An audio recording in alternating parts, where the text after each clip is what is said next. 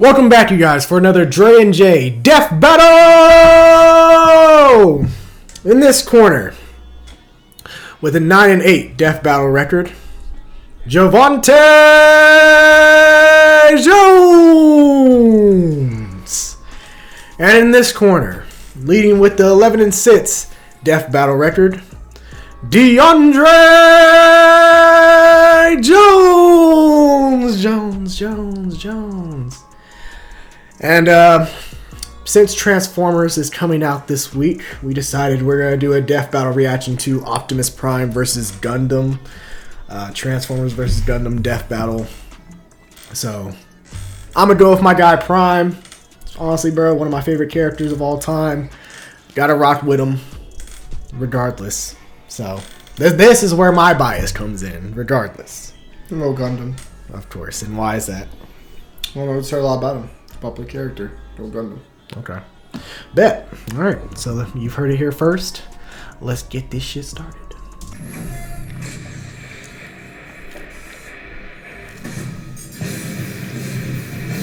Across this vast world of different nations with different people, it is the clash of opinions which truly divides us. However, there is one universal truth, which absolutely everyone can agree on. Giant robots are freaking awesome! Like Optimus Prime, the original G1 Transformer. And the RX-78-2, the original Mobile Suit Gundam.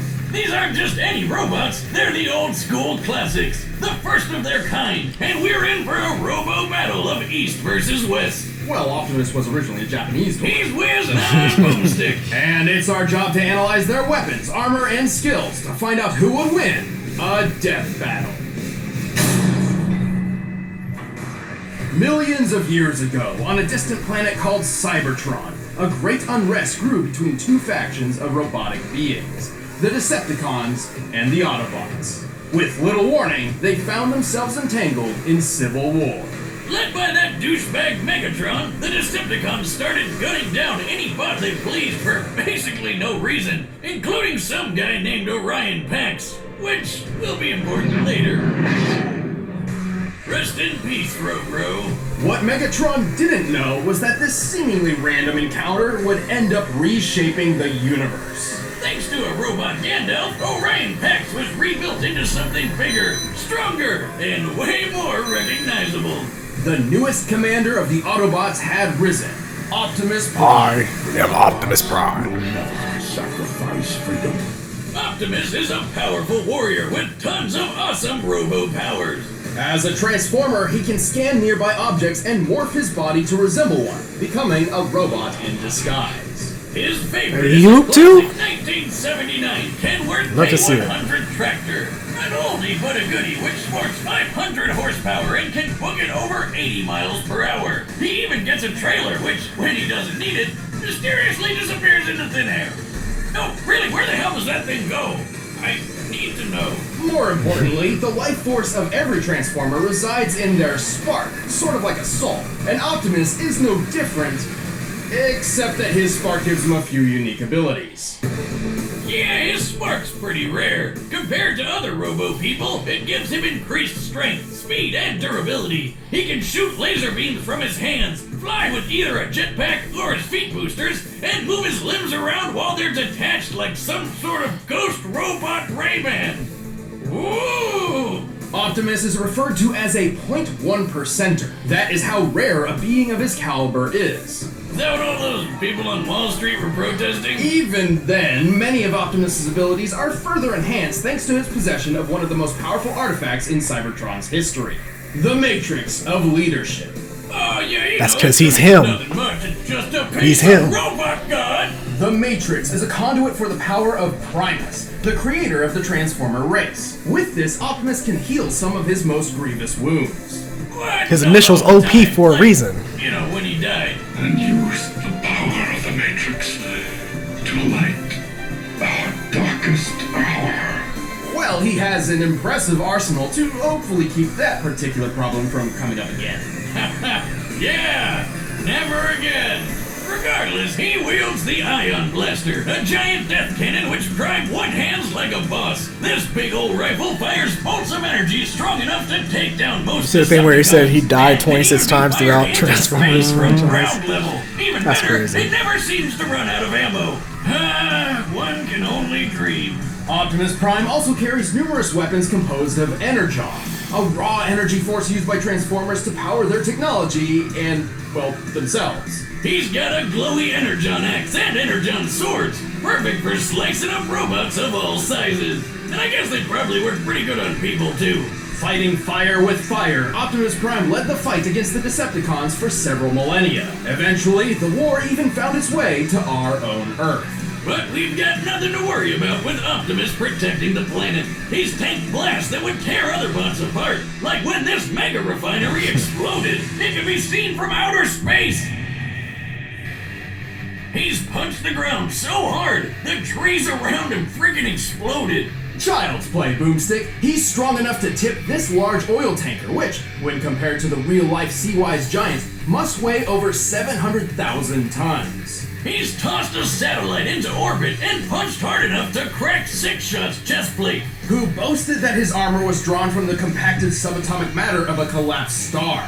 Just to let you know, such a star would have a density of over 300 billion tons per cubic inch. While great density doesn't necessarily beget great toughness, this still means Six Shot's armor was 500 billion times more dense than osmium, the most dense natural material on Earth. You're the most dense natural material on Earth. What'd you say? And our robo-commander wrecked it. He's fast enough to catch up to this Decepticon space shuttle in just 23 seconds. Given the size of the Earth here and the angle of ascent, we can determine he's moving around 125,000 miles per hour. He's also a talented leader, capable of commanding 1,000 battles at the same time via the Omniglobe. Like Skynet, but in a giant disco ball. He's used that crazy strength of his to punch through Megatron, who once tanked an explosion big enough to knock Cybertron out of orbit. And thanks to the weird robo-magic of the Matrix, he's even defeated Unicorn, Unicron. who's basically a giant robot Satan who eats planets. This guy is unstoppable. Not necessarily. Optimus is certainly powerful, but after all is said and done, he has one major weakness. To violate that law would destroy our honor. He's just too nice. Yeah, he's kinda all about the whole honor and fair fighting thing, which kinda screwed him over more than once, and even gotten him killed multiple times.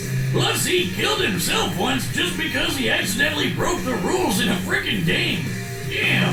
But when his back Hey, is to the wall, and not all the Michael else Bay is version. loose, he'll fight to That the nigga end, was a war in the criminal. eye of the storm. Talk about give me your face. One shall. He was trashing that movie too in the first one. Huh? He was trashing the first movie. In the year 2179, Okay, first one he was getting pieced up, I admit. Well, But after that, Right, after a fucking- united humanity, Yeah, that's when the movie started going downhill for the villains. The ideologies That motherfucker said, "Give me your face." That's when all the villains were trash. A new space-noid republic. All of them were trash at that point. The Principality of Xeon arose to challenge the Earth Federation. I mean, he was getting too bitched around in the first one. I agree, but they made him too OP, then everybody became ass. Yeah. There has to be a nice balance. The villain should be more OP than the hero. It's no surprise that they started a war by gassing a populated space colony and dropping the whole thing on the planet.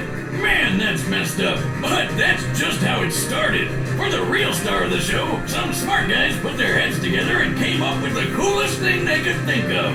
Giant fighting robots. These were mobile suits, and one of Earth's I still love him for it, though. developed a suit which would put all others to shame. That scene in the This third was the movie, RX-72, Optimus! otherwise known as the Gundam. Just slice them niggas up I left and watched him right. get his guy's body by a boy. It's named Gundam. A dude killed his almost got his guys dead. Original granddaddy of them all. One from Megatron jumping in. You Experimental mobile die. suit is hidden on a remote car. But before its maiden voyage with the equally classified white base could begin, it was caught in a surprise Xeon attack. With just 2 Zaku suits, the space Nazis wiped out almost all of the White Base's military crew. The only people left to save Don't you remember the second movie? were civilians. who You'll had never no stop idea at these once. things even existed. I'll take you Among all those who rose alive. up was a young boy named Amuro Ray. Brilliant, albeit standoffish, Amuro was the son of the Gundam's chief engineer, and had already stumbled upon the mech's coded blueprints. So he grabbed the owner's manual, jumped in the Gundam, and flew into the fight. Damn, not too shabby for going off just the manual. Amuro quickly adapted to his complex controls thanks to its learning computer system, designed so the Gundam itself can learn its pilot's limitations and compensate. Its body is made of a super durable Luna titanium alloy called Gundarium. Of course. Yet another fictional metal that's way better than anything in real life. For weapons, it's got twin 60mm Vulcan guns for ears. It's got a shield that can block shots strong enough to take down warships, and a gravity hammer, a supersized flail that's rocket propelled. Whoever came up with that is my goddamn hero. Same with the guy who built the ultra-destructive beam rifle. That would be the ingenious Dr. Minovsky. Thanks to him, the beam rifle is a marvelous feat of weapons engineering. Minovsky had developed a way to miniaturize the enormous megaparticle cannons found on warships without losing any power. The result is a Gundam-sized rifle that can take down entire fleets of ships all on its own. It's like having a pistol with all the power of 1,000 tanks. A single shot could easily tear through a 13,000-ton Musai-class warship. Given the official stats of the ship, to tear it asunder like so would require a strike worth nearly 9,000 tons of TNT. Sure, the beam rifle only has 16 shots, but who really cares when you just need one? Last but not least, the Gundam carries two retractable beam sabers. Because you can't have space battles without royalty-free lightsabers. But all these amazing weapons would be useless without an exceptional pilot.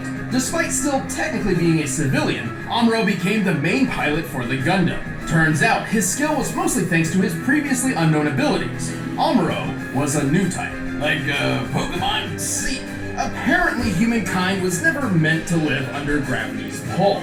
In space, without it literally weighing down their souls, some humans developed psychic powers.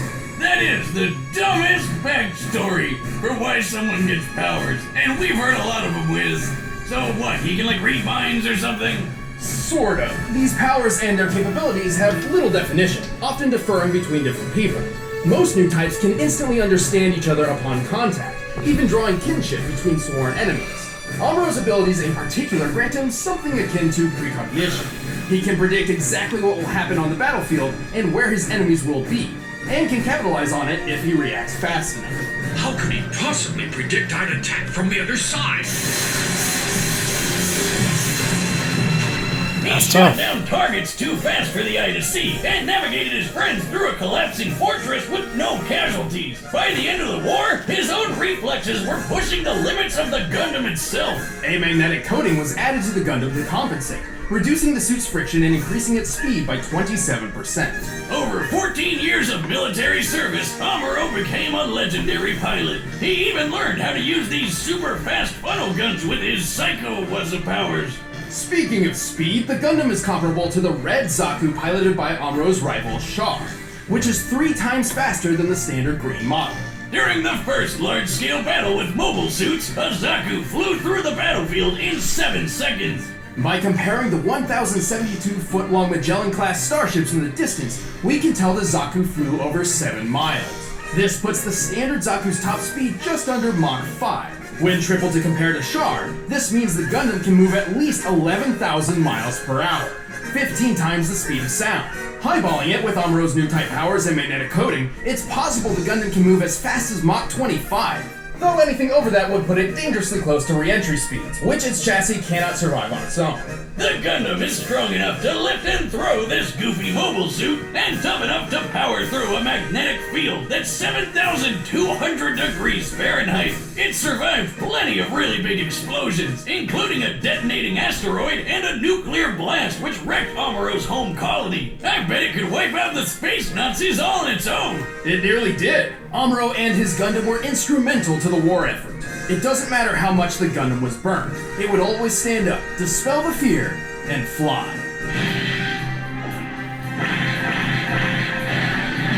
Okay. Gundam like that, I give him props. It's because it has a person controlling, so it's even better. Yeah. All right, the combatants are set. Let's Look, end this debate once and If I for all. lose, But I lose with first, let me Optimus. transform your I can E-Cabin. afford that, bro. That's my guy. I gotta go with him. I go with the ship, Just keep going, bro. even if it's Optimus Prime. Fast forward all that shit. Oh, yeah, look at Yeah, that. you know how to fast forward, right? You see food still showing. Why the hell you showing right there? Yeah. Right, that's fine. So, yeah, I'm gonna stick with Optimus, bro. Rolling deep Fine. with my guy. With that, in the name of freedom, we take the battle to them. Oh shit! Optimus trash ass. But yeah, seriously, let the battle begin!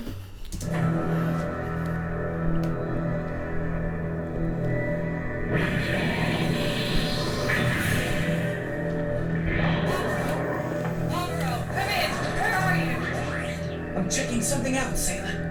It's more than meets the eye. Get your butt back to White Base. If there's trouble, we can't send backup. Let's roll. Yeah, roll that bitch, Optimus. Come on. Fuck his ass up. I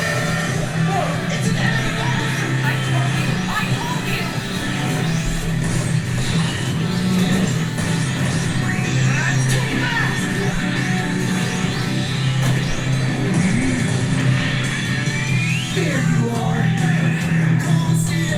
Go ahead, man. Like the classic music. Old characters. Vile Decepticon. I have been in battle for countless eons. I won't be surprised if Optimus died. I've probably died 26 times already. It's not surprising he died. Hey. But not today, damn it. Yeah. I'm telling you, how about that? Oh, broke your shield. Let's go.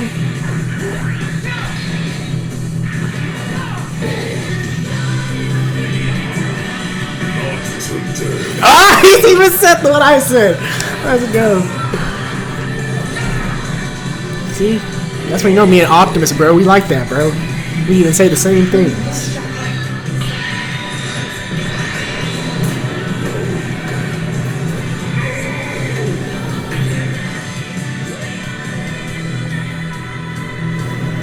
Okay, take the battle to Earth.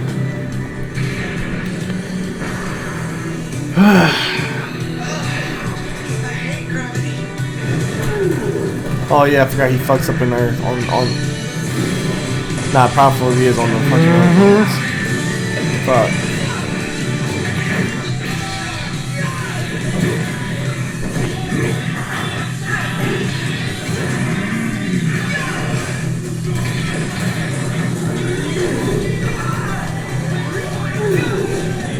Yeah, drag his ass. Let's go.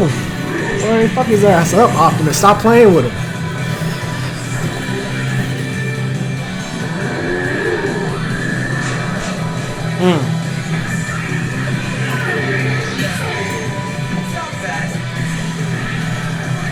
I'm just bad. I must stand, so you shall Fall. Let's go.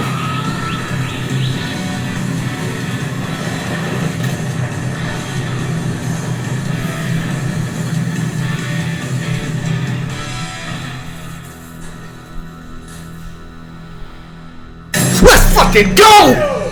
Let's go!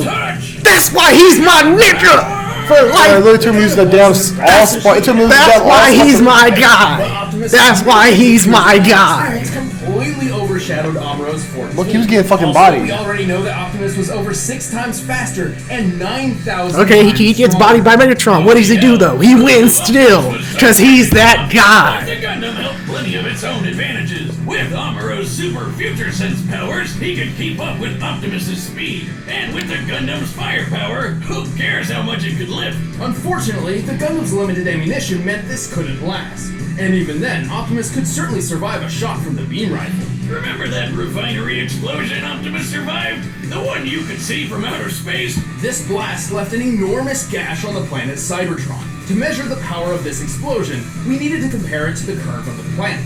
Now, Cybertron's size is pretty inconsistent throughout G1 Transformers history, but even when using the alternating sizes between the cartoon and the comics, the blast is far more destructive than the beam rifle in both cases. And Optimus just walked right out of that bitch. And this isn't some weird outlier just out of the comics either. In the cartoon, Megatron survived a blast that pushed Cybertron out of orbit, and he's pretty comparable to Optimus. To be fair, the Gundam boasted some impressive durability feats too. Like when Amuro accidentally blew up Azaku's nuclear reactor right in his own face.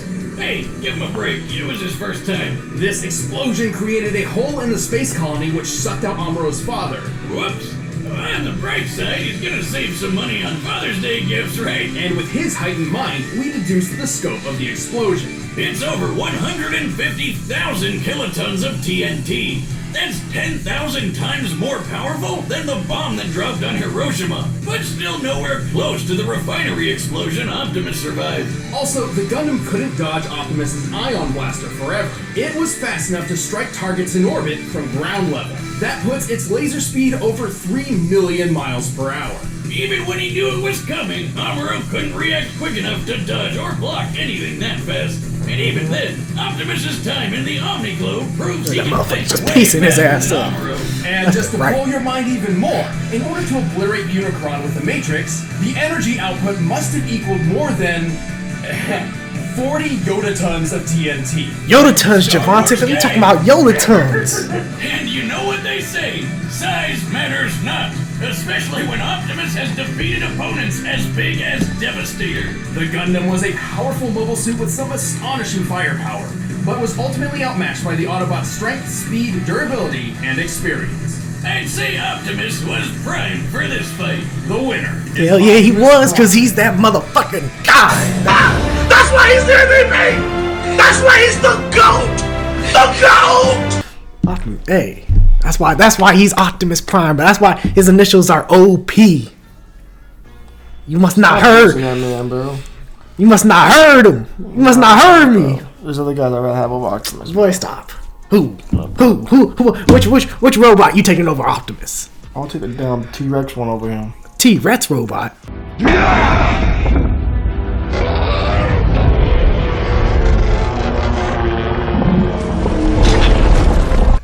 Bitch, please get out of here. Bigger.